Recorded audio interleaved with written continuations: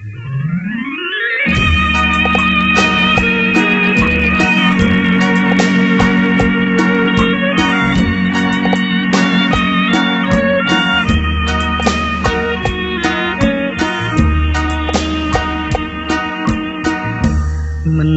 គួរឡើយណាលះបង់តែទៅយូរតែគុំនឹងប្រងចិត្តព្រៀនឬផ្យាអូចគុំជួជាតិមិនធ្លាប់លោកាមនុស្សគ្មានខ្លឹមសារឈ្មោះថាគុំចោលមកទៀតបោះបង់ចោលទៅគុំនឹកនឹងដូចផ្លែល្វី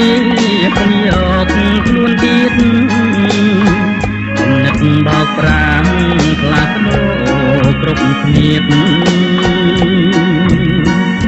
ជីវិត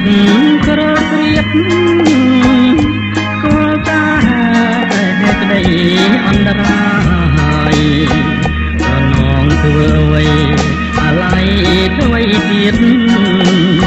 ម៉ាស់អងធម្មជាតិងៀតចិត្តឆ្ងាយដកជន់ពីអតោចជាប់កាយគួរតែគិនស្ដាយកុំឲ្យបងប្រានសត្វត្រូវសួរពូជមកខូចគេឈ្មោះរូបរាងជាមនុស្សឈ្មោះដូចនារីឆានអាងទ្រព្យសម្បត្តិជីជាន់បំពេញជីវិតត្រែកលៀនតាមតែអំពើបាបកម្ម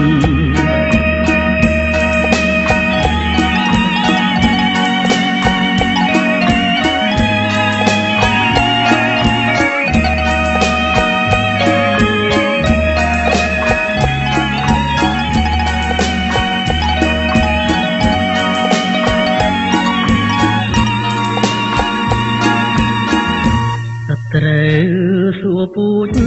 បងខូចគេឈ្មោះរូបរាងជាមនុស្សឈ្មោះដូចនារីឆានអាងទ្រព្យសម្បត្តិជីជាន់បំពេញជីវិត